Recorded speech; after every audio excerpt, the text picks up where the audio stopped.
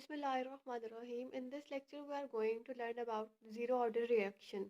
Zero order reaction के साथ साथ हम पढ़ेंगे rate law of zero order reaction, integrated rate equation of zero order reaction, and in the last we will discuss about the half life of zero order reaction. तो पहले हम start करते हैं जीरो ऑर्डर रिएक्शन की definition से।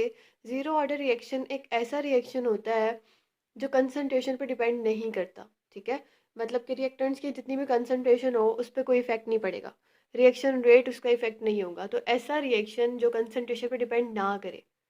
ठीक है, तो हम इसकी डेफिनेशन देखते हैं। Reaction rate doesn't depend on concentration. ऐसा रिएक्शन जिसमें reaction rate doesn't depend on concentration is called zero order reaction. यहाँ पर हम एक एग्जांपल लेते हैं और फिर हम स्टार्ट करते हैं कि रेट लॉ कैसे फाइंड आउट करते हैं और नेक्स्ट फर्दर। तो ये देखें आप, यहाँ पर ए एक रिएक्टेंट है जो बना रहा है प्रोडक्ट बी।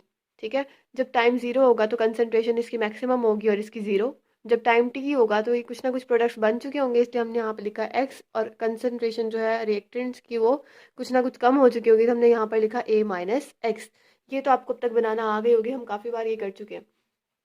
नेक्स्ट हमने क्या किया, रेट लॉ लिखने के लिए हमने लिखा d x over d t is equals to, x की जगह पर क्या आ गया ए, और हमने माइनस साथ इसलिए लगाया क्योंकि रेट ऑफ डिसअपेरेंस, हमें आपको याद होगा कि हमने पढ़ा था रेट ऑफ डिसअपेरेंस ऑफ ए, क्योंकि रिएक्टेंट्स कम हुए इसलिए हमने यहाँ पर माइनस लगाया, divide by d t is equals to k naught, और ब्रैकेट में हमने लिखा ए नॉट। ए नॉट और के नॉट हमने क्यों लिखा, क्योंकि हम बात कर रहे हैं जीरो ऑर्डर रिएक्शन की। अगर हम बात कर रहे होते वन फर्स्ट ऑर्डर रिएक्शन की तो हम यहाँ पर वन लिखते, अगर सेकंड ऑर्डर रिएक्शन की बात करते तो यहाँ पर टू लिखते और इधर ए के ऊपर भी टू लिखते। ठीक है, तो हम यहाँ पर जीरो ऑर्डर की बात करें इसलिए हमने यहाँ पर नॉट लगाए। अब नेक्स्ट में हमने क्या किया, ये सेम एज यहीं लिख दिया, और ए की जगह पर हमने पुट किया ए माइनस एक्स, क्योंकि हम किसी भी स्पेसिफिक टाइम के बारे में बात करें तो हम सिंपल ए नहीं लिखेंगे, बल्कि हमने यहाँ पर लिखा ए माइनस एक्स। यहाँ पर ए माइनस एक्स लिखने के बाद हम लोगों ने इस एम भी ए माइनस एक्स और ऊपर नॉट लिख दिया। ठीक है, अब आप लोगों ने क्या करना है, इस वाली वैल्यू को और इस वाली वैल्यू को कंपेयर करना है। ठीक है, ये दरमियान वाली वैल्यू आपको समझाने के लिए ऐसी बनाई गई थी ताकि आपको पता हो। अब हमने क्या करना है, d x divide by d t is equals to k not into a minus x not, ये वाली वैल्यू ले ली, ये हमारे पास एक इक्वेशन आ गई। अब आपने क्या करना है कि यहाँ पर डी एक्स को सिंपल रखना और डी टी को वहाँ ले जाकर मल्टीप्लाई करा देना। जब डी टी यहाँ से जाकर वहाँ मल्टीप्लाई होगा तो इक्वेशन बनेगी कुछ इस तरह से। अब डी को ख़त्म करने के लिए और सिंपल इक्वेशंस हमें चाहिए, सिंपल बनाने के लिए उसको हमने यहाँ पर क्या किया, इंटीग्रेशन ली, और इंटीग्रेशन लेने के लिए हमने यहाँ पर क्या किया, आपको पता है जहाँ पर कुछ नहीं होता इसका मतलब यहाँ पर वन प्रेजेंट है, तो हमने क्या किया, one integration one D x की ली, उसके बाद is equals to k not integration D T. के नॉट हमने इसलिए बाहर निकाला क्योंकि हमें पता है कि जो भी चीज़ कांस्टेंट होती है हम उसकी इंटीग्रेशन नहीं लेते, तो हमने के नॉट को बाहर निकाल दिया क्योंकि ये कांस्टेंट है। इंटीग्रेशन डी टी, जब डी टी की इंटीग्रेशन ली तो वो सिंपल टी आई, जब यहाँ पर इंटीग्रेशन ली तो वो एक्स आया, x is equals to k not T. और जब भी हम इंटीग्रेशन को ख़त्म करते हैं, यानी इंटीग्रेशन हो चुकी होती है, हम सॉल्व कर लेते हैं, तो हम एंड में एक कांस्टेंट लगाते हैं जो होता है सी, तो हमने यहाँ पर लिखा के नॉट टी प्लस सी। ठीक है, उसके बाद हम देखते हैं कि जब हमने इसका ग्राफ ड्रॉ किया तो ग्राफ जो है वो डाउनवर्ड आया, मतलब डाउनवर्ड स्लोपिंग था ये। अब ग्राफ किस किस चीज़ के दरमियान में होगा वो हम यहाँ से इक्वेशन से देखते हैं। आपने ये इक्वेशन लाजमी तौर पर ये याद रखनी है, ये बहुत इंपॉर्टेंट इक्वेशन है जो हमें हाफ लाइफ में भी हर जगह पर हेल्प करेगी और यहाँ पर भी ग्राफ बनाने में। तो यहाँ पर t is equal to one over k into a. अब हम उसको उल्टा भी सकते हैं, मतलब के भी साइड पर जा सकता है और टी नीचे आ सकता है। ठीक है, तो अब हमने क्या किया, इज इक्वल्स टू माइनस के टी। अब आप सोचेंगे ये माइनस कहाँ से आया, ये माइनस इसलिए आया क्योंकि ग्राफ जो है वो डाउनवर्ड स्लोपिंग है, ग्राफ जो है वो डाउनवर्ड आता है तो फिर हम माइनस लगाते हैं, और के जो है यहाँ पर स्लोप है इसलिए हमने के के साथ माइनस लगाया, माइनस के टी। यहाँ पर के जो है वो रिप्रेजेंट कर रहा है एम को, मतलब कि स्लोप को, और टी जो है वो रिप्रेजेंट कर रहा है एक्स को। ठीक है, उसके बाद हमारे पास क्या आया, ए टी जो है वो वाई को रिप्रेजेंट कर रहा है, और ए सी जो है ए नॉट जो है वो सी को रिप्रेजेंट कर रहा है। इनमें से कौन सी चीज़ें वेरिएबल्स हैं और कौन सी चीज़ें कॉन्स्टेंट है, अब हम वो देखते हैं। इसमें हमारे पास जो है वो ये के जो है ये कांस्टेंट है और टी जो है ये वेरिएबल है। ठीक है, अगर हम बात करें ए टी और ए नॉट की तो इनिशियल कंसंट्रेशन तो हमारी कांस्टेंट है, वो वही रहनी है, तो इसका मतलब ये कांस्टेंट है और ये जो है ए टी ये वेरिएबल है। तो हम वेरिएबल चीज़ों का ग्राफ बनाते हैं, इसलिए हमने यहाँ से उठाया ए टी, उसको हमने रखा वाई एक्सिस पे, यहाँ से उठाया टी, उसको हमने रखा एक्स एक्सिस पर, हमने ग्राफ बनाया जो हमारे पास ये आया।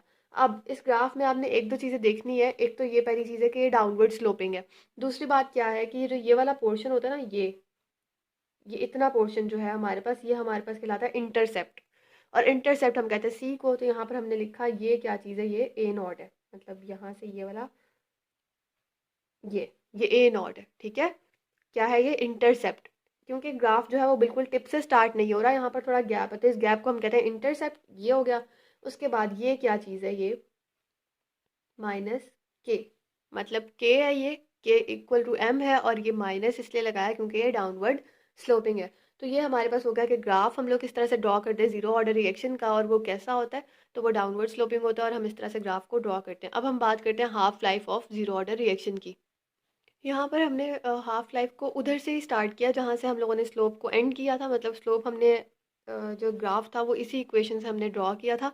तो इस इक्वेशन को हमने लिया और यहाँ से हम लोग हाफ लाइफ किस तरह से डिटरमाइन करते हैं ये देखना स्टार्ट करते हैं। सबसे पहली पहली चीज़ जो आपने देखनी है वो ये है कि माइनस का साइन कभी भी हम लोग के साथ नहीं लगाते। वहाँ पर हमने इसलिए लगाया क्योंकि हमारी मजबूरी थी, क्योंकि स्लोप डाउनवर्ड था और इसलिए हमें माइनस का साइन लगाना लाजमी था।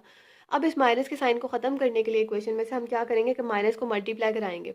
जब हम माइनस को यहाँ से भी मल्टीप्लाई कराएंगे और माइनस को यहाँ से भी मल्टीप्लाई कराएंगे तो क्या होगा कि यहाँ से माइनस खत्म हो जाएगा, यानी यहाँ पर आ जाएगा के टी इज इक्वल्स टू, यहाँ इसके साथ माइनस आ जाएगा और इसके साथ प्लस, ठीक है। तो हम क्या करेंगे, इसको उठाकर इसकी जगह चेंज कर देंगे, तो ए नॉट माइनस ए टी, ठीक है। ये कुछ इस तरह से आ जाएगा, ए नॉट माइनस ए टी। अब हम क्या करते हैं, हमें पता है कि जो हाफ लाइफ है ना, इसको हम रिप्रेजेंट करते हैं टी वन बाई टू से, ठीक है। तो हम इस टी की जगह पे टी वन बाई टू लिख देंगे, और इस टी को अकेला करने के लिए हम के को उस तरफ ले जाएंगे। तो क्या आ जाएगा, t one by two is equals to one divide by k into a not minus a t, ठीक है। इक्वेशन कुछ इस तरह से बन गई। अब हमने क्या करना है कि हमने ए टी की वैल्यू पुट करनी है इसमें, क्योंकि हम बात करें हाफ लाइफ की, तो हाफ लाइफ में मतलब टाइम तो हाफ हो गया है, तो हमने ए टी को भी हाफ कर देना है, यानी कि हमें पता है कि आधे टाइम के बाद कंसंट्रेशन भी तो आधी रह गई होगी ना। तो हमने क्या करना है, ए टी जो होता है ये इक्वल होता है a naught divide by two k. तो हमने यहाँ पर क्या करना है, t one by two is equals to one divide by k, a not वैसे ही रहेगा, और हमने ए टी की जगह पे क्या पुट कर देना है, a not divided by two, ठीक हो गया। अब हमने नेक्स्ट स्टेप में क्या करना है, वन डिवाइड बाय के, इसको हमने यहाँ पे एलसीएम लेना है। तो यहाँ पर जब हमने एलसीएम लिया तो ये इसके नीचे जहाँ कुछ नहीं वहाँ वन है, तो यहाँ पर आ गया two into a not minus, और ये टू यहाँ पर था तो हमने उसको नहीं यूज़ करना, तो यही जीरो, इस तरह से एलसीएम आ गया। जब हम इसकी वैल्यू निकालेंगे, टू ए नॉट में से एक ए नॉट माइनस कर दिया तो क्या बच गया हमारे पास, simple one a not divided by two. तो इसको अगर हम सिंपल लिखना चाहें तो हम लिख सकते हैं कि वन डिवाइड बाई टू के डॉट ए नॉट, ठीक है। ये हमारे पास आ गई फाइनल इक्वेशन हाफ लाइफ की। और इससे हमने क्या डिटरमाइन किया, हमने डिटरमाइन किया कि हेंस प्रूव्ड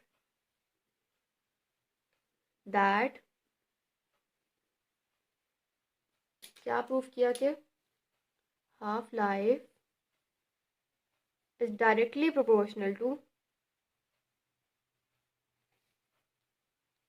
किसके डायरेक्टली प्रोपोर्शनल आ रही है हाफ लाइफ, इनिशियल कंसंट्रेशन के। ए नॉट जो है ये इनिशियल कंसंट्रेशन होता है ना, तो हमने क्या कहा कि half life is directly proportional to initial concentration, concentration for zero order reaction, ठीक है। तो ये हमारे पास आ गया जीरो ऑर्डर रिएक्शन की इंटीग्रेटेड इक्वेशन, रेट लॉ और हाफ लाइफ, ठीक हो गया। होप्स आपको ये समझ आई होगी। Thank you.